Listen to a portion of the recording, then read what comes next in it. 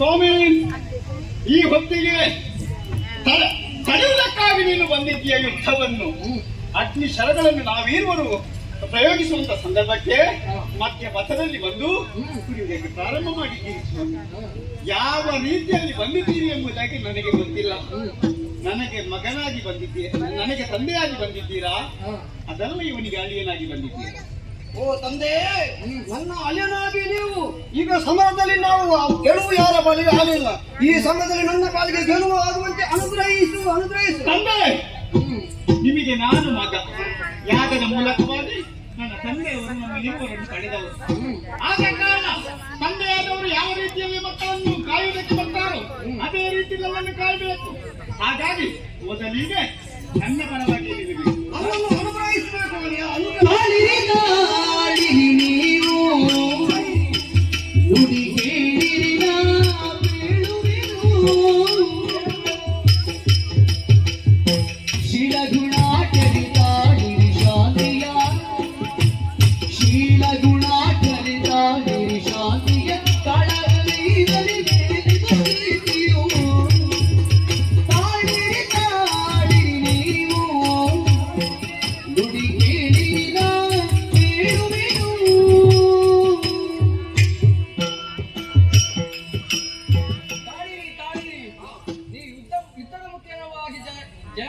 ಘೋಷಿಸುವುದಕ್ಕೆ ಆಗುವುದಿಲ್ಲ. ಯಾಕಂದ್ರೆ ಲೋಕಕ್ಕೆ ನೀವು ಹಾನಿಯಾಗುತ್ತದೆ. ನೀವು ಯುದ್ಧ ಮಾಡುವುದು ಸರಿಯಲ್ಲ. ನಾನೊಂದು ಉಪಾಯವನ್ನು ಹೇಳುತ್ತೇನೆ. ರಾಜನಂದನ ರಾಜಸೂಯವಾಗಿ ಕೈಗೊಂಡಿರುತ್ತಾರೆ. ಆ ಯಾಗಕ್ಕೆ ನೀವು ಮಾಡುವಂತಹ ಒಂದು ಕಪ್ಪವನ್ನು ಕೊಡುವುದಾಗಿ ನಿಮಗೆ ಅನುಗ್ರಹಿಸುತ್ತೇವೆ. ನನಗೆ ಅರ್ಥವಾಯಿತು. ಯಾಗವನ್ನು ಕೈಗೊಂಡದ್ದು ಕೂಡ ಅಗ್ನಿಯಿಂದಲೇ. ಹಾಗಂತ ನಾವು ಇಲ್ಲಿ ಕೈಗೊಂಡದ್ದು ಕೆಟ್ಟ ಕಾರ್ಯಕ್ಕೆ, ಅಂದ್ರೆ ನಮ್ಮೊಳಗೆ ಯುದ್ಧ ಮಾಡುವುದಕ್ಕೆ. ಅಲ್ಲಿ ಮಾಡುವ ಯಾಗದ ಅಗ್ನಿ ಅದು ಒಳ್ಳೆ ಕಾರ್ಯಕ್ಕೆ, ಅಂದ್ರೆ ಪಾಂಡು ಚಕ್ರವರ್ತಿಗೆ ಸ್ವರ್ಗಲೋಕದ ಒಂದು ಸ್ಥಾನ ಒದಗಿಸಿದಕ್ಕಾಗಿ. ಹಾಗಾಗಿ ನಾವಿಲ್ಲಿ ಮಾಡುವಂತ ಯುದ್ಧದ ಈ ಸನ್ನಿವೇಶದಿಂದ ಅದು ಕೆಟ್ಟದೇ ಆಗ್ತದೆ ಎಂಬುದಾಗಿ ಕೇಳುತ್ತಾ ಇದ್ದಿದೆ ಎಂಬುದಾಗಿ ಅರ್ಥೈಸಿಕೊಂಡಿದ್ದೇನೆ. ಹಾಗಾಗಿ ತಪ್ಪ ಕಾಣಿಕೆಯನ್ನು ಕೊಡಬೇಕೆಂಬುದಾಗಿ ಹೇಳಿದ್ರು ಕೂಡ ಮೊದಲಾಗಿ ನಾವು ಬಂದದ್ದು ಸಹದೇವ ಅಂದ್ರೆ ನನ್ನ ಭಾವನ ಜೊತೆಯಾಗಿ. ಹಾಗಾಗಿ ಅವನ ಕೊನೆಯ ತಮ್ಮನಾದಂತ ಸಹದೇವನಿಂದ ಅವನ ಮುಂದೆ ತಾವು ಕೇಳಬೇಕು. ಹಾಗಾಗಿ ನಾನು ಸಹದೇವನನ್ನು ಕರೀತೇನೆ. ಓ ಭಾವಯ್ಯ,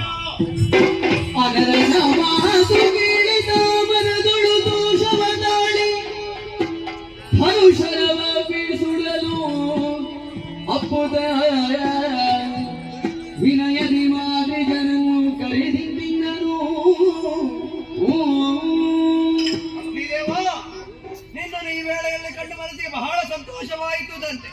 ಮಹೇಶ್ವರಿ ಬರುವ ಕಾಲಕ್ಕೆ ನೀಲಕೇರದಿಂದ ಕಪ್ಪ ಸಂಗ್ರಹ ಮಾಡುತ್ತೇವೆ ಎನ್ನುವಂತ ಅಮಿತ ವಿಶ್ವಾಸವಿದ್ದರೂ ನಿನ್ನ ಹೆದರಿಕೆ ನಿನ್ನನ್ನು ಪ್ರಸನ್ನೀಕರಿಸುವುದು ಹೇಗೆ ಎನ್ನುವುದಾಗಿ ಮನಸ್ಸು ಆಲೋಚನೆ ಮಾಡ್ತಾ ಇತ್ತು. ಆ ಕಾಲಕ್ಕೆ ದುಷ್ಟದ್ಯುಮ್ನನ್ನು ಎದುರಿಗೆ ಕಳುಹಿಸಿತ್ತು. ಯಾಕಂದ್ರೆ ದೃಪದ ಮಾಡಿದಂತಹ ಯಾಗದಿಂದಲೇ ಹುಟ್ಟಿ ಬಂದವ ಅಂದ್ರೆ ನಿನಗೆ ಮಗನ ಸಮಾನನಿದ್ದಾರೆ. ಅವನನ್ನೇ ಮೇಲೆ ನೀ ಮುನಿಯಲಾರೆ ಎನ್ನುವ ಕಾರಣಕ್ಕಾಗಿ ಅವನನ್ನೇ ಮುಂದೆ ಕಳಿಸಿದೆ. ನೀನೇ ಈಗ ಪ್ರಸನ್ನನಾಗಿದ್ದಿ ಅಂತಾದ್ರೆ ಸಂತೋಷವಾಯಿತು. ನಾವು ಮಾಡುವಂತಹ ಯಾಗಕ್ಕೂ ನಾವು ಕೈಗೊಂಡಂತಹ ದಿಗ್ವಿಜಯಕ್ಕೂ ಜಯವಾಗುವಂತೆ ಹರಸಬೇಕು. ಹಾಗೆ ವೀರ ನಿನಗೆ ನಮಸ್ಕಾರ, ಸಮರಗೇನ ಉರಿ ತಪ್ಪನು ಕ್ಷಮಿಸು. ವೀರ ಕ್ಷಾತ್ರಿಯ ಪಂಥ ವೀರ ದಿಹಿಣಗಿರಿ, ವೀರ ಕ್ಷಾತ್ರಿಯ ಪಂಥ ವೀರ ದಿಹಿಣಗಿರಿ ತೋರಿ ಬಂದನು ಅನಲಗ.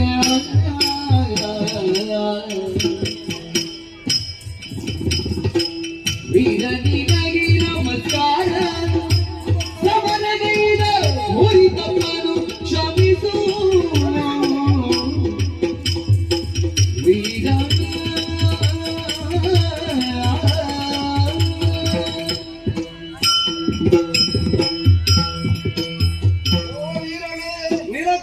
ನಿನಗೆ ನಮಸ್ಕಾರವನ್ನು ನಾನು ಮಾಡುತ್ತಿದ್ದೇನೆ. ನಮ್ಮ ಈ ದೇಶಕ್ಕೆ ಕಪ್ಪವನ್ನು ಸಂಗ್ರಹ ಮಾಡುವುದರ ಮೂಲಕ ಮುಖೇಂದ್ರವಾಗಿ ಕೆಲವರು ನಿನ್ನವರು ಬಂದಿದ್ದಾರೆ. ಅವರಲ್ಲಿ ನಾನು ಸಮರವನ್ನೇ ಮಾಡಿದ್ದೇನೆ. ಯಾಕೆ ಸಮರವನ್ನು ಮಾಡಿದೆ? ಕ್ಷತ್ರಿಯ ವಂಶದಲ್ಲಿ ಹುಟ್ಟಿದಂತಹ ನಾವು ಕೇವಲ ಬಂದವರಿಗೆ ಕೈ ಮುಗಿದು ನಾವು ಅವರಿಗೆ ಕಪ್ಪವನ್ನು ಕೊಡುವುದು ಸರಿಯಲ್ಲ. ಸಮರವನ್ನು ಮಾಡಿ ಸೋಲ ಗೆಲ್ಲುವುದನ್ನು ನಿರ್ಧಾರ ಮಾಡೋದಕ್ಕೆ ನಾನು ಮುಂದುವರಿಸಿದ್ದೇನೆ. ಈ ಸಮಯದಲ್ಲಿ ನಿನ್ನ ಹೇಗಿದ್ದೇನೆ ನಾನು ತಿಳಿದು ಧನ್ಯನಾದೆ. ಬೇಕಾದಷ್ಟೆಲ್ಲ ಕಪ್ಪ ಕಾಡಿಗೆ ನಿನ್ನ ಪಾಲಿಗೆ ಒಪ್ಪಿಸುವಲ್ಲಿ ನಾನು ಸಿದ್ಧನಾಗಿದ್ದೇನೆ. ನಿನ್ನ ಮಾತು ಕೇಳಿ ಬಹಳ ಆನಂದವಾಯಿತು. ಅಣ್ಣ ಕೈಗೊಂಡಂತಹ ರಾಜಸೂಯ ಆದ್ವರೆಗೆ ನಿನ್ನ ಕಪ್ಪ ಎನ್ನುವುದು ಬರಲೇಬೇಕು. ಹಾಗಾಗಿ ಈಗಲ್ಲ ನಾವು ಮಾಡುವಂತಹ ಯಾವೆಲ್ಲ ಪೂರ್ಣಾವತಿಯ ಕಾಲಕ್ಕೆ ಇಂದ್ರಪ್ರಸ್ಥಕ್ಕೆ ನಿನ್ನ ಆಗಮನವೂ ಆಗಬೇಕು. ನಿರೀಕ್ಷೆಯಲ್ಲಿರ್ತೇವೆ, ಬರ್ತೀರಲ್ಲ? ಹೌದು, ಖಂಡಿತವಾಗಿ ಬರ್ತೇವೆ. ಸರಿ, ಆಗಬಹುದು. ನಮ್ಮನ್ನು ಮುಂದೆ ಕಳುಹಿಸಬೇಕು. ಬನ್ನಿ ಹೋಗೋಣ.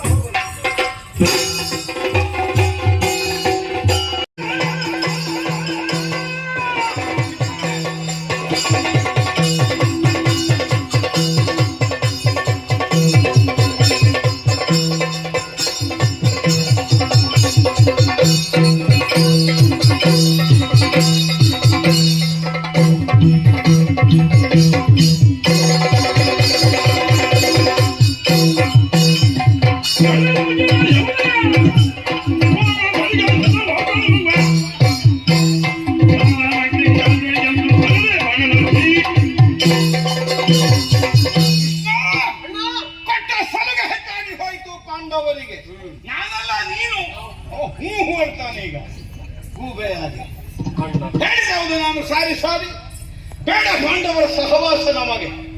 ಯಾಕಂದ್ರೆ ಒಮ್ಮೆಗೆ ಅನುಕೂಲ ಒದಗಿದ್ರೆ ಏನನ್ನಾದ್ರೂ ಮೀರಿ ನಿಲ್ಲಬಲ್ಲ ಮನೋಭಾವವನ್ನು ಹೊಂದಿದವರು ಪಾಂಡವರು.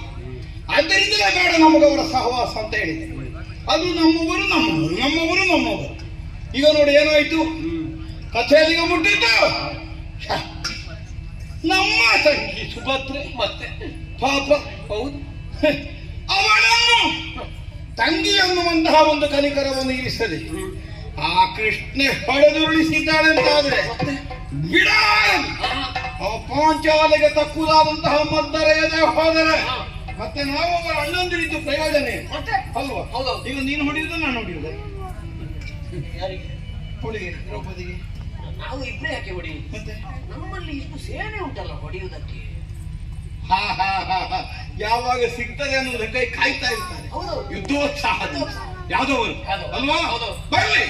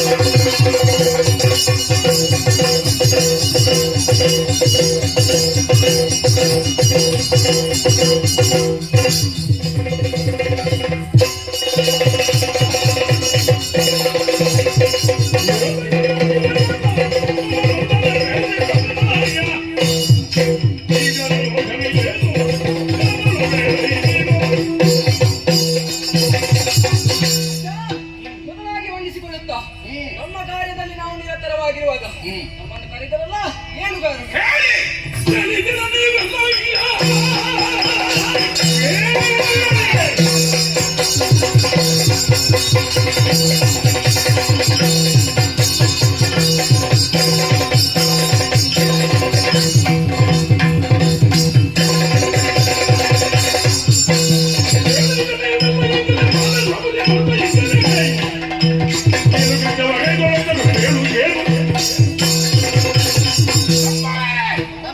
ಎಲ್ಲರೂ ಸರಿಯಾಗಿ ಕೇಳಿ.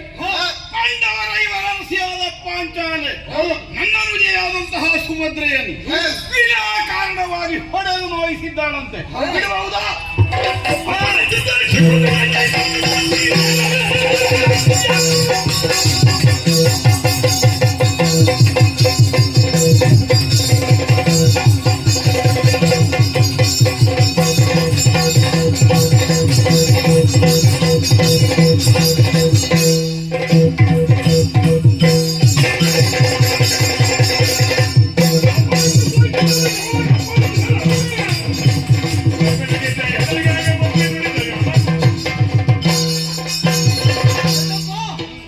ನಾನು ಹೋಗುತ್ತೇನೆ. ಹೋಗಿ ಮೊದಲಾಗಿ ಸಮಾಧಾನ ಹೊರಿಸುತ್ತೇನೆ. ಯಾಕೆ ಬಂದ ಆಕೆ ಸಿಟ್ಟಿನಿಂದಿರುತ್ತಾನೆ. ಒಂದು ವೇಳೆ ನನಗೂ ಬಿಟ್ಟು ಬಿದ್ದರೆ ಹಾಗಾಗಿ ಸಮಾಧಾನ ವಿವರಿಸುತ್ತೇನೆ. ಒಂದು ತಪ್ಪಿಸಲಿಕ್ಕೆ ನಿನ್ನ ಮಗನ ನನಗೆ ಆ ರೀತಿ ಅಲ್ಲ, ಮೊದಲೇ ಸಿಟ್ಟಿನಲ್ಲಿರ್ತಾರೆ. ಹಾಗಾಗಿ ಸಿಟ್ಟಿನಲ್ಲಿರುವವರ ಬಳಿ ಸಮಾಧಾನದಿಂದ ವ್ಯವಹರಿಸಬೇಕು. ಹೋಗುತ್ತೇನೆ. ಯಾಕೆ ಈ ರೀತಿ ಮಾಡುತ್ತೀರಿ ಎಂಬುದಾಗಿ ಕೇಳುತ್ತೇನೆ. ಒಬ್ಬನನ್ನೇ ಕಳಿಸುವುದು ಕಷ್ಟ. ನೋಡ, ನಾನು ನಿನ್ನ ಅಭಿಪ್ರಾಯ.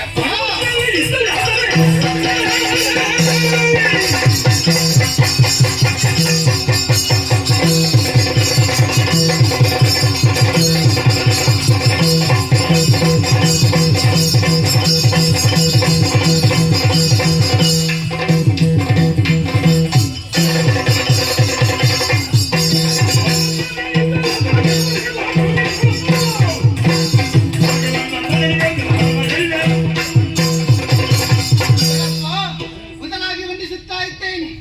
ಇದು ದ್ರೌಪದಿಯ ಪ್ರತಾಪವೇ? ಅತ್ತೆ ಆದರೂ ಕೂಡ ನನ್ನ ಇನ್ನೊಬ್ಬಳು ಚಿಕ್ಕತ್ತಿಗೆ ಹೊಡೆ ಹೊಡೆದವಳು. ಆದುದರಿಂದ ಈ ಸಮಯದಲ್ಲಿ ಈ ಹಿಂದೆ ನನ್ನ ಮದುವೆಗಾಗಿ ಶ್ರಮಿಸಿದವಳು ಆಕೆ. ಆದರೂ ಪ್ರತಾಪದಿಂದ ಎದುರು ಬರುತ್ತಾ ಇದ್ದಾಳೆ. ಪಾಂಚಾಲಿ ಅಲ್ವಾ?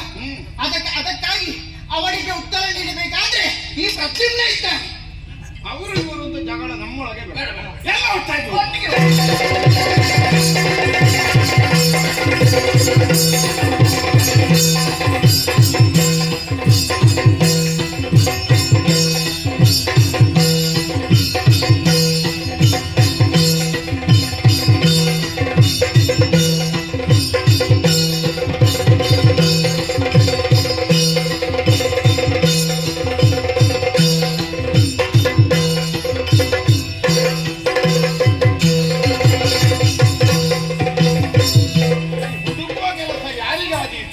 ಇದು ಕುರುಕ್ಷೇತ್ರ ಅಂತ ಹೇಳಿದ್ರೆ ಸಣ್ಣ ಪ್ರದೇಶವೇ ಇದು. ಎಷ್ಟು ವಿಸ್ತಾರವಾದ ಜಾಗ. ಆದ್ರೆ ಏನು ಮಾಡುವ, ಮೊನ್ನೆ ಆದ ಯುದ್ಧದಲ್ಲಿ ಇಂತಲ್ಲ ಅನಾಹುತ ಆಗಿ ಹೋಗಿ ಮೊದಲು ಹೇಗಿದ್ದ ಜಾಗ ಧರ್ಮಕ್ಷೇತ್ರ ಕುರುಕ್ಷೇತ್ರ.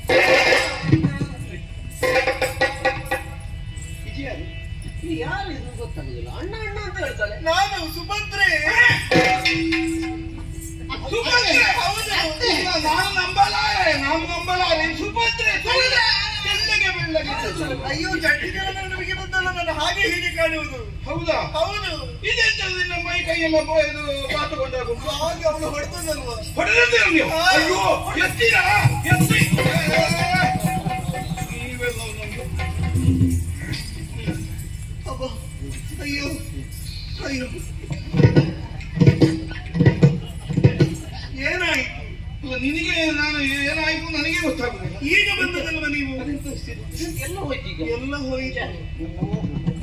ಎಲ್ಲ ಬಿದ್ದು ಹೋಗಿ ಅಣ್ಣ ಎತ್ತದ್ದಾದ್ರೆ ಇದು ಇಲ್ಲಿ ನೋಡಿ. ಅಲ್ಲ, ನಿನಗೆ ಮನೆಯೊಳಗಿರುವ ಇದೆಲ್ಲ ಎಂತದ್ದಕ್ಕೆ ಕೆಲಸ? ನನ್ನ ಗಂಡನಿಗೆ ಹೂಡಿದಷ್ಟಲ್ವೋ ಮಾಡುವುದು. ಅಯ್ಯೋ. ಸುಮ್ಮನೆ ಮಾಡ್ತೇನೆ ಅಂತ ಹೊರಟೆ ನೋಡಿ, ಇಂಥದ್ದೆಲ್ಲ ಆಗುದಿಲ್ಲ. ಇಲ್ಲ, ಬೆಟ್ಟು ಬೀಳ್ಲಿಲ್ಲ. ಬೇಕು ಬೇಕು ಬೆಟ್ಟು ಬೀಳ್ಲಿಲ್ಲ. ಇಲ್ಲಿ ಅಲ್ಲ, ಮನಸ್ಸಿನೊಳಗೆ ನೋವುಂಟು. ನೋವಾಗಿದ್ದು ಒಳಗೆ ಒಳಗಾಯ ಇದು. ಹೊರಗಿನಿಂದ ಕಾಣದಾಗಿ ಎಂತದೋ ಗುದ್ದಿದ್ದಾಳೆ. ಹೌದು, ಇಲ್ಲೆಲ್ಲ ಕೆಂಪು ಕೆಂಪು ಕೆಂಪು ಕೆಂಪು ಆಗಿದೆ. ಬಹುಶಃ ನನ್ನ ಆಲೋಚನೆ ಮುಂಗೈಯಲ್ಲಿ ಗುದ್ದಿದ್ದೀನಿ. ನಿನಗೆ ಹಾಗೆ ಒಳಗೆ ಬೆಟ್ಟು ಬಿದ್ರೆ ಈಗ ಹಾಗಾದ್ರೆ ಹೊರಗಿನ ನೋಡುವ ಆರೋಗ್ಯ ಇದ್ದಾಗಿರ್ತದೆ, ಒಳಗೆ ನೋಡುವ ಅದು ಇಲ್ಲಿ ನಡಿಲಿಕ್ಕೆ ಕೊಡುದಿಲ್ಲ. ಇಲ್ಲಿ ನೋಡು. ಹೌದು, ಮುಟ್ಟಬೇಡ ಮುಟ್ಟಬೇಡ.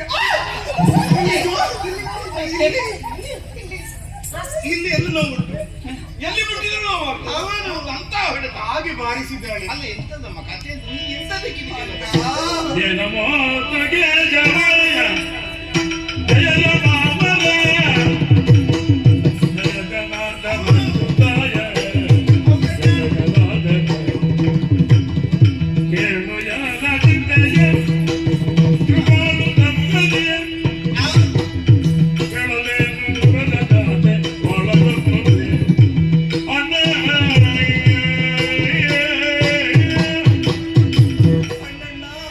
ದೊಡ್ಡಣ್ಣ ಎಲ್ಲರೂ ಬಂದ್ರಲ್ಲ, ಹೌದೌದು. ಏನಾಯಿತು ಎಂಬುದಾಗಿ ಹೇಳ್ತಾ ಇದ್ದೀವಿ. ಏನಂತ ಹೇಳಬೇಕಂತ ನನಗೆ ಗೊತ್ತಾಗುತ್ತಾ ಇಲ್ಲ. ಅದನ್ನ ಹೇಳಿದೀನಿ. ಎಂತದ್ದು ಹೊಸದ ಕಲ್ಪನೆ ಮಾಡಿ ಹೇಳುದು. ಭೀಮಾರ್ಜುನಿಗೆ ಯುದ್ಧ ಸಂಭವಿಸಿ ನಡೆದದ್ದನ್ನು ನಡೆದಾಗ ಹೇಳಬೇಕು. ಏನು ಅದರಲ್ಲಿ ದೈದಾಕ್ಷಿಣ್ಯ ಮಾಡಲಿಲ್ಲ, ಅಡಗಿಸಲಿಕ್ಕಿಲ್ಲ, ಹೆಚ್ಚು ಮಾಡ್ಲಿಕ್ಕೆ ಇಲ್ಲವೇ ಇಲ್ಲ. ಇದನ್ನು ಇದ್ದ ಹಾಗೆ ಹೇಳ್ತೇನೆ. ಭೀಮಾರ್ಜುನಿಗೆ ಯುದ್ಧ ನಡೆಯಿತಾ? ಭೀಮಾರ್ಜುನರಿಗೆ ಹೌದಾ ತಮ್ಮ ಹೇಳಿ? ಹೌದು. ಭೀಮ ಸೋತನು. ಭೀಮಸೋತನ? ಹೌದು. ಅಸೋಲ್ ಏನಾಯ್ತು? ನನ್ನವರಿಗೆ ಜೈ ಎನ್ನುವುದು ಸಿಕ್ಕಿತ್ತು. ಅಲ್ಲವೇ ಆ ವಿಚಾರವನ್ನು ದ್ರೌಪದಿಯಲ್ಲಿ ಹೇಳಿದಾಗ ನಾ ಯುದ್ಧರಂಗಕ್ಕೆ ಹೋಗುತ್ತೇನೆ, ಪಾರ್ಥನನ್ನು ಸೋಲಿಸುತ್ತೇನೆ ಎಂಬುದಾಗಿ ಹೇಳಿದಳಂತೆ. ನನ್ನವರಿಗೂ ದ್ರೌಪದಿಗೆ ಯುದ್ಧವಾಯಿತು. ನನ್ನವರಿಗೆ ಸೋಲಾಯಿತು. ದ್ರೌಪದಿಯಲ್ಲಿ ಪಾಂಡವರು ಸೋಲುವ ದೊಡ್ಡ ವಿಷಯ ಅಲ್ಲ ಅಲ್ಲ, ಹೇಳಿದ್ ನಾನು.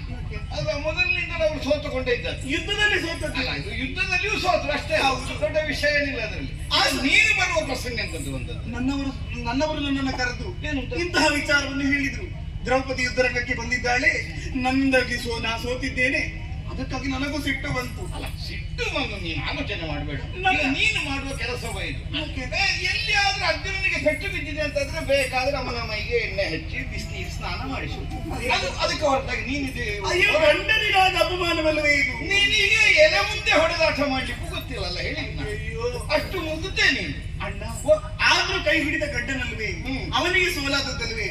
ಹೆಂಡತಿಯಾದ ನಾನು ಎದುರಿಸಬೇಕು ತಾನೆ. ಅದೇ ಹೆಣ್ಮಕ್ಕಳ ಮನಸ್ಸು ನಮಗೆ ಅರ್ಥ ಆಗುದಿಲ್ಲ. ಸರಿಯೇ, ಗಂಡನಿಗೆ ಹಾಗಾಗಿ ಜಡ್ಡಿನಲ್ಲಿ ನೋಡು ಇದು. ನಿನಗೆ ಈ ವೇಷವೇ ಒಪ್ಪುವುದಿಲ್ಲ. ಯಾಕೆ? ಅಲ್ಲ, ನೀನು ಸೀರೆ ಉಟ್ಟು ಹಾಕಿಕ್ಕೆ ಹೋದ್ರೆ ಅಲ್ಲ, ಈ ಜಾತಿ ಇದಲ್ಲ ನಾಲ್ಲ ಹೋದೇನ ಯುದ್ಧರಂಗದಲ್ಲಿ ನಾನು ಜಯ ಸಿಗುತ್ತದೆ ಎಂಬುದಾಗಿ ಭಾವಿಸಿದ್ದೆ. ಎರಡು ಬಾರಿಸಿದ್ದು. ಅಲ್ಲ, ಬಾರಿಸುವುದನ್ನು ನೀನು ಸ್ವಲ್ಪ ಮಾತುಕತೆ ಆಗಲಿಲ್ಲ, ಒಟ್ಟು ಬಾರಿಸಿದ್ದೆ. ಆಯಿತು, ಮಾತನಾಡಿದೆ. ಅದು ನೀನು ಹೇಳಬೇಕಿತ್ತು. ನಾನು ನಿಜವಾಗಿ ಹೊಡೆದಾಟಕ್ಕೆ ಬಂದದ್ದಲ್ಲ, ನನಗಿಂತ ಒಂದು ಅನಿವಾರ್ಯ ಪ್ರಸಂಗ ಬಂದದ್ದು ಇದು. ಇಲ್ಲಂದ್ರೆ ನಾನೆಲ್ಲ ಹೊಡೆದಾಟಕ್ಕೆ ಬರುವ ಜನ ಅಲ್ಲ. ಗಂಡಗ ಹೇಳುವಾಗ ನನಗೆ ಆಗುದಿಲ್ಲ ಅಂತ ಹೇಳಲಿಕ್ಕೆ ಆಗಲಿಲ್ಲ. ನಾವು ಒಂದು ಒಳ್ಳೆದರಲ್ಲಿ ಮುಗಿಸುವಂತ ಮಾತುಕತೆಯಲ್ಲಿ ಮುಗಿಸುವಂತ. ಅವನಿಗೆ ಗಂಡನೇ ಅಲ್ವೇ? ಹೌದು, ಅವಳಿಗೆ ಗಂಡ ಮಾತ್ರ ಬಂದಾಗಿದೆ, ಹೊಡೆದಾಟ ಆಗಿದೆ. ಹೌದು, ಹೊಡೆದಾಟವೇ ಆಯ್ತು. ಅಲ್ಲ, ಹೊಡೆದಾಟವು ನಿನಗೊಂದು ದಾಕ್ಷಿಣ್ಯದಲ್ಲಿ ಹೊಡೆದದ್ದೇ ಅವಳು. ಮತ್ತೆ ಮುತ್ತಿದ್ದೆ ಬೆನ್ನಿಗೆ. ಅಲ್ಲ, ಈಗ ಅರ್ಜುನ ಹೆಂಡತಿದ್ದ ಬೇಡ. ಈಗ ನೀನು ಯಾರು ಅಂತ ಅಯ್ಯಯ್ಯೋ, ಈಗ ಅಣ್ಣನ ವಿಷಯ ಹೇಳ್ಬೇಕು. ಹೊಡೆದದ್ದ ಇವನ ವಿಷಯ ಹೇಳ್ಬೋದು. ಈಗ ಎಷ್ಟು ಉಪಕಾರ ಮಾಡಿದ್ದಾರೆ. ಹೇಳಿದೆ. ಮತ್ತೆ ಅವಳಿಗೆ ಸೀರೆ ಕೊಟ್ಟದ್ದೇ ಹೌದು ಹೌದು ಹೌದು ಅದು ಹೌದು. ಆದ್ರೆ ಉಪಕಾರದ ಸ್ಮರಣೆ ಇಲ್ಲ ಅವಳಿಗೆ. ಹೇಳಿಬೇಕಿತ್ತು ಅವನ ಹೆಸರನ್ನ. ಆವೇಶದಲ್ಲಿ ಮರೆತು ಹೋಗಿರ್ಲಿಕ್ಕೂ ಸಾಕು, ಒಮ್ಮೆ ನೆನಪು ಮಾಡುದು. ಸಣ್ಣನ್ನ ಹೇಳಿದೆ ನಾನು, ಕೃಷ್ಣನ್ನ ಇದ್ದಾನೆ ಮತ್ತೆ ಎಲ್ಲ ಮಾಡಬೇಡ, ಅವನ ತಂಗಿ ನಾನು. ಆ ಕಳ್ಳ, ಕಪ್ಪು ಕರಿಯ, ಸೀರೆ ಕದ್ದವ ನಿನಗೆ ಅವಳ ಬೈದದ್ದು ಅಲ್ಲ, ವಿಷಯ ಹೌದು. ಈಗ ವಿಷಯ ಅಲ್ಲ ಹಾಗಲ್ಲ, ಈಗ ನೀವು ಕದ್ದದ್ದು ಹೌದಲ್ಲ ಮೊದಲು, ಕದ್ದನ್ನು ಹೇಳಿದ್ದವು. ಈಗ ಹೇಳುವಾಗ ಸ್ವಲ್ಪ ಸ್ವರ ಏರಿಸಿರ್ಬಹುದು, ಪ್ರಶ್ನೆ ಬೇರೆ. ಆದ್ರೆ ಅಲ್ಲ ಅಂತ ಹೇಳಲಿಕ್ಕೆ ಆಗುದಿಲ್ಲ. ಅಲ್ಲ, ನನ್ನ ವಿಷಯ ಹೇಳ್ಬೇಕಿತ್ತು. ಇರ್ತಾನಂತ ಹೇಳ್ಲಿಕ್ಕೆ ಇನ್ನು ವಿಚಾರವು ಹೇಳಿದೆ. ಅಲ್ಲಿಗೆ ಬಿಟ್ಟು ಅಲ್ಲಿಗೆ ಇರ್ಬೇಕಲ್ಲ, ಅಲ್ಲಿಗೆ ಬಿಟ್ಟು ಬಿಟ್ಟದ್ದು ನಿನ್ನ ಹೊಡೆಯುವುದನ್ನು ದೊಡ್ಡ ದೊಡ್ಡದು ಬಿಟ್ಟಿದ್ದಾಳೆ. ಎಂತ ದೊಡ್ಡದು ತಲೆ ಸರಿ ಇಲ್ಲ ಅಂತೆ, ಮಧ್ಯಾಹ್ನದ ಹೊತ್ತಿ ಸರಿ ಇರುವುದಿಲ್ಲ ಅಂತೆ, ಮುದುಕಿಯ ಗಂಡನಂತೆ. ಎಂತ ವಿಷಯ ಹೌದು. ಅಲ್ಲ ಅವಳು ಹೇಳಿದ್ದು ಅಲ್ಲ ಇದ್ದದನ್ನೇ ಹೇಳಿದ್ದು. ಊರಿನವರು ಹೇಳ್ತಾರೆ, ಈಗ ನಿನ್ನ ಅತ್ತಿಗೆ ಮುದುಕಿಯಾಗಿ ಕಾಣ್ತಾಳೆ ನನಗೆ. ನನಗೆ ಹೇಳುವುದಿಲ್ಲ ಅವಳು. ಅಲ್ಲ ಈಗ ವಯಸ್ಸು ನನಗಿಂತ ಹೆಚ್ಚಾಗಿರ್ಬಹುದು, ಅದು ಪ್ರಶ್ನೆ. ಮುದುಕಿಯಾಗಿ ಕಾಣ್ತಾಳ. ಸಿಟ್ಟಿನ ಮರದಲ್ಲಿ ಏನಾದ್ರು ಹೌದಣ್ಣ, ನಿಮಗೂ ಕೂಡ ಬೈದಿದ್ದಾಳೆ, ನನಗೂ ಕೂಡ ಹೊಡೆದಿದ್ದಾಳೆ. ಏನು ಮಾಡೋದೀಗ? ಅಂತೂ ಅಲ್ಲ, ಮಾಡ್ಲಿಕ್ಕೆ ಕೂಡುದಿಲ್ಲ. ಅಲ್ಲ, ಸ್ವಲ್ಪ ಹಾಕಿ 4 ಹೆಜ್ಜೆ ಹಾಕಿ ನೋಡಿದ್ಯಾ? ಎಲ್ಲಿ ಬಿದ್ದದಲ್ಲ ಇಲ್ಲಿ ಆಚೆ ಹೋಗ್ಲೇ ಇಲ್ಲ. ಹೆಜ್ಜೆಗಾರಿಕೆ ಸರಿ ಉಂಟು. ಅಲ್ಲ, ಹೆಜ್ಜೆಗಾರಿಗೆ ಆಚೆ ಹೋಗ್ಲಿಕ್ಕಿಲ್ಲ. ನೀನು ಅದಕ್ಕೆ ಚಿಂತೆ ಮಾಡುವಾಗ ಹೇಗೆ ಪೆಟ್ಟು ಬಿದ್ದ ಇನ್ನದಕ್ಕಿಂತ ಮಾಡುದು. ನೀನು ಮೊದಲೇ ಒಂದು ಯುದ್ಧಕ್ಕೆ ಹೋಗೋದಕ್ಕಿಂತ ಮೊದಲೇ ಒಂದು ಸುದ್ದಿ ನನಗೆ ಮುಟ್ಟಿಸಿದ್ರೆ ನಿನಗೆ ಪೆಟ್ಟು ಬಿಡ್ಲಿಕ್ಕೆ ಇರಲಿ. ನಾನು ಯಾವಾಗ ಪ್ರಸಂಗ ಮುಗಿಸಿ ಹೋಗಿ ಆಗ್ತೀನಿ. ಮನೆ ಸ್ವಲ್ಪ ಈಗ ಇದು ಸ್ವಲ್ಪ ಎಣ್ಣೆ ಹಾಕಿ ಬೈಕೆಲ್ಲ, ಮತ್ತೆ ಸ್ವಲ್ಪ ವಿಶ್ರಾಂತಿ ತಕ್ಕ ಶೈತ್ಯ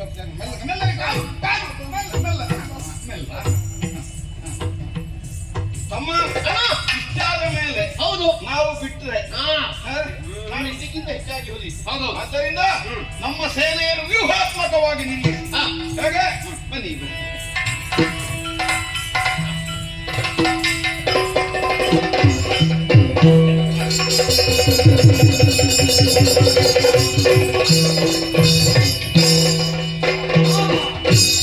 ನಿನಗೆ ಮೈಗೂಟ ಕರೆಗೆ ನಾಲಿನ ಬದಿಯ ತಗಾಯಗೆ ಕೋಲದೈನ ಬದಿರುವೆ ಎದು ಬಲಿವಾರ ರಕ್ತ ನೀರನಗೆ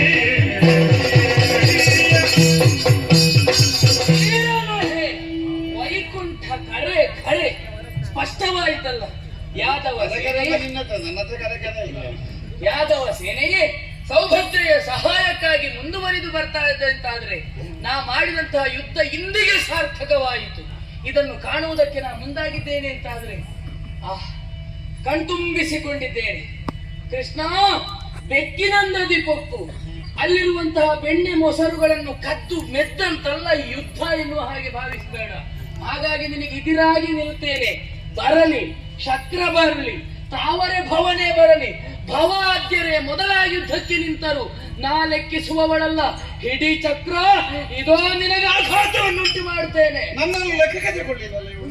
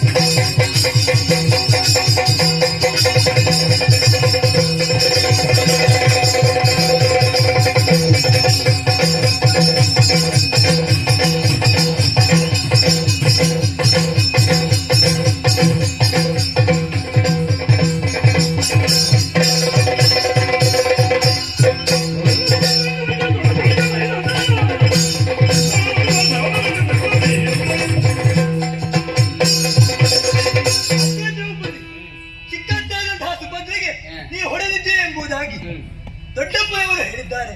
ಹಾಗಾಗಿ ದೊಡ್ಡಪ್ಪ ಹಾಗೂ ಸುಭದ್ರಾ ದೇವಿಯ ಬಳಿ ಕ್ಷಮೆಯನ್ನು ಕೇಳು. ಕೇಳದಿದ್ರೆ ಬೆನ್ನಿಗೆ ಬಡಿದ ನಿನ್ನ ಬೆನ್ನುಂಟಲ್ಲ.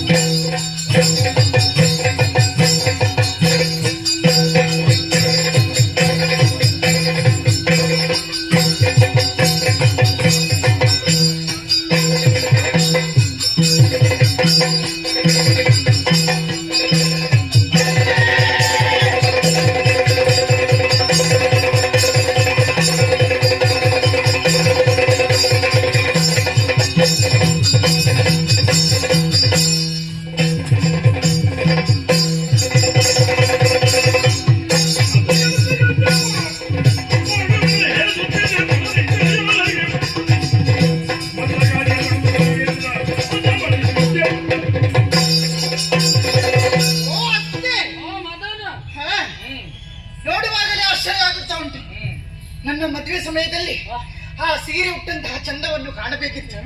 ಎಷ್ಟು ಸೊಗಸಾಗಿತ್ತು.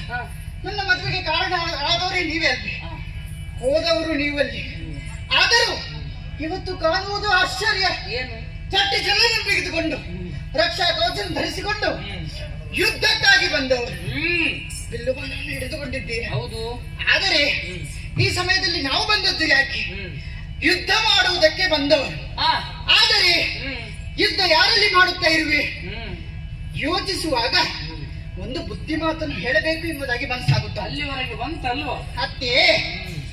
ಮನ್ಮಥನವನು ಪ್ರದ್ಯುಮ್ನ ಪಂಚಪುಷ್ಪ ಶರಗಳು ಇದೆ, ಆಳವಾದಂತಹ ಗಾಯವನ್ನು ಮಾಡಬಲ್ಲ.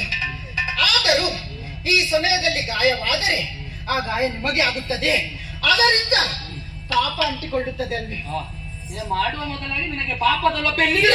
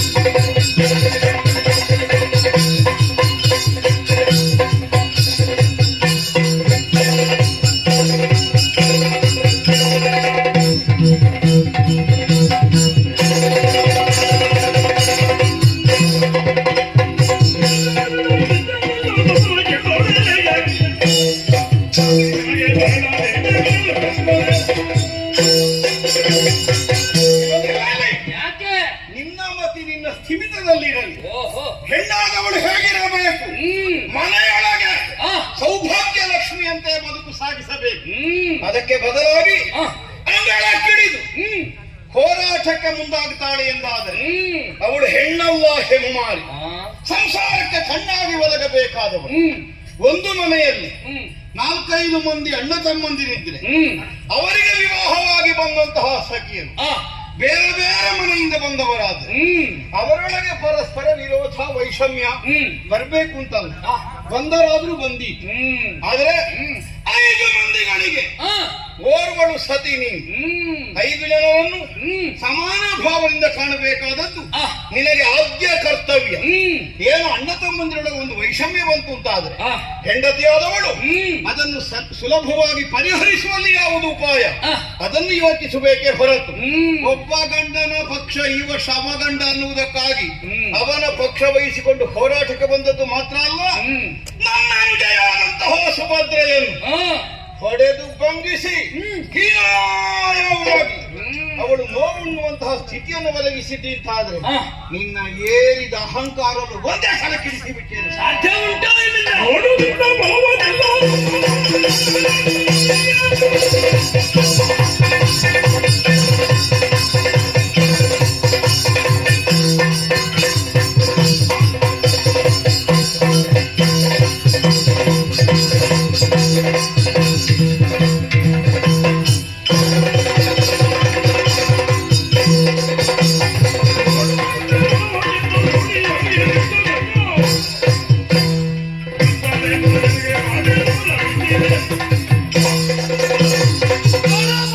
ಸ್ವಾಮಿ ಪಂಚವಡ್ಡಿ ಬರುವುದಕ್ಕೆ ಮುಂದಾಗುತ್ತೀ. ಬಂದದ್ದು ಮಾತ್ರವಲ್ಲದೆ ನನಗೆ ಬುದ್ಧಿ ಮಾತುಗಳನ್ನಾಡುವುದಕ್ಕೆ ಮುಂದಾಗಿತಿ.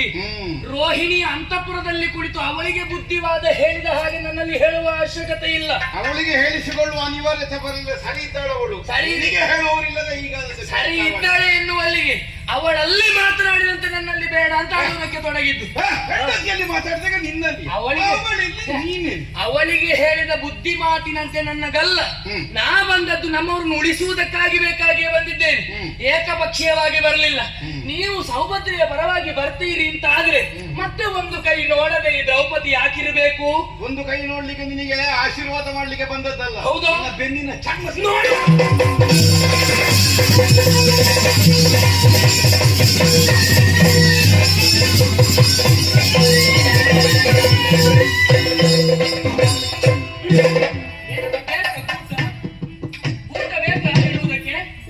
ನಿಮ್ಮ ಮೂಕಾಭಿನಯವೇ ಅದು ನಿನ್ನ ಕೈಗೆ ಬಂದದ್ದು ಯಾವಾಗ? ನಿಮಗೆ ಗೊತ್ತಾಗಲಿಲ್ವಾ ಎಷ್ಟು ಹೊತ್ತಿಗೆ ಬಂದದ್ದು ಅಂತ? ಅದರ ಪರಿವೇ ನಿಮಗಿಲ್ಲ, ಇನ್ನು ನನಗೆ ಬುದ್ಧಿವಾದ ಮಾಡುವುದಕ್ಕೆ ಬರ್ತೀರಿ. ಅಲ್ಲ, ಅದರ ಪರಿವೇ ಇಲ್ಲದೆ ಇದ್ದದ್ದು ಎಂತದಾಯ್ತದು? ಎಂತದ್ದಾಯ್ತು? ಅದು ನನ್ನ ಆಯ್ತು, ಇನ್ನೂ ಇದೆ. ನಾನೇ ಹೇಳ್ಕೊಂಡದ್ದು. ಹಾ, ಎಂತದಕ್ಕೆ ಬೇಕು ಅದೆಂತ ಜಾಣ್ಮೆ ನಿನ್ನ? ಎಂತದ್ದು ಜಾಣವೇ? ಆಯುಧಕ್ಕೆ ಆಯುಧವನ್ನು ಎದುರೊಡ್ಡುವುದು. ಹೌದು, ಆಯುಧವನ್ನೇ ಸೆಳೆಯುವ ಕ್ರಮ ಉಂಟು. ಆಯುಧ ಎಳೆದ ಬಳಿಕ ನಿಮ್ಮ ಯಾರು ಹೇಳಿದ್ದು? ಇದರಿಂದ ಅವನ ಆಯುಧವನ್ನು ಎಳೆಯುವುದಲ್ಲ, ಆಯುಧವನ್ನು ನಿರಸನಗೊಳಿಸುವುದು. ಈಗ ನಿಮ್ಮ ಆಯುಧ ನಿಮ್ಮ ಕೈಯಿಂದ ಜಾರುವಾಗಲೇ ನಮಗೆ ಪರಿವೇ ಇಲ್ಲ, ಇನ್ನು ಆಡುವುದಕ್ಕೆ ಬರ್ತೀರಿ ನೀವು. ಅದೇ ನನಗೆ ಸಂಭಾವಿತರಲ್ಲಿ ಹೋರಾಟ ಮಾಡಿ ಮಾತ್ರ ಅದು ಹಾಗೆ ಕೊನೆಗೆ ಜಾರಿಕೊಳ್ಳುವುದು ಹಾಗೆ ನನಗೆ ಗೊತ್ತುಂಟು. ಆಗುವುದಿಲ್ಲ ಅಂತ ಆಗುವಾಗ ಇದು ಅದು ಇರಲಿ, ನಮ್ಮಲ್ಲಿ ಬೇಕಾಗ್ತದೆ ಆಯುಧ ಶಾಲೆಯಲ್ಲಿ ಇಡುವುದಕ್ಕೆ. ಬಲರಾಮರ ಕೊಡುಗೆ ಅಂತ. ಬಲರಾಮರ ಕೊಡುಗೆ ಆಗುದಿಲ್ಲ, ಮತ್ತೆ ಕೊಡುಗೆ ಇದು ಕೊಡುಗೆ ನಿಮ್ಮ ಮುಸಲ ಆಯುಧ ಅಲ್ಲ. ಬಲರಾಮ ಯಾವತ್ತಾದ್ರೂ ಆಯುಧ ಕೊಡುಗೆ ಕೊಡನೆ ಕೊಡುವುದಿಲ್ಲ, ಸಂಕೇತವೇ ಅದು. ಹೌದಪ್ಪ, ನನ್ನನ್ನು ಗುರ್ತವೇ ಸಿಗ್ಲಿಕ್ಕಿಲ್ಲ. ದ್ವಾರಕ್ಕೆ ಹೋದ್ರೆ ಏನು ಬರುವಾಗ ನೋಡಿದ್ದಾರೆ, ಏನು ಮುಸಲ ಇಟ್ಕೊಂಡು ನಾನು ಹೊರಟು ಅವು ಬಿಟ್ಟು ಬಂದಿದ್ದಾರೆ ತಾಡಿಯರು. ಮುಸಲವೇ ನಮಗೆ ಮಾನ.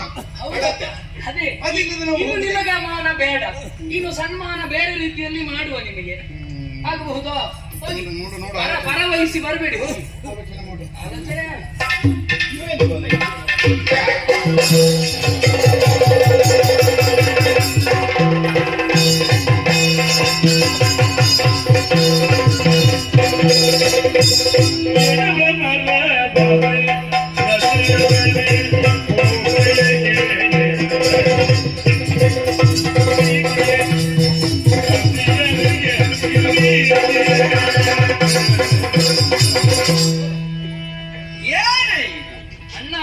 ಹೀಗೆಲ್ಲ ಮಾಡುವ ಯುದ್ಧ ನಿಲ್ಲಿಸಬೇಕು, ಇಲ್ಲದಿದ್ರೆ ನಾನು ಹೇಳಿದ್ದನ್ನು ಕೇಳಬೇಕು.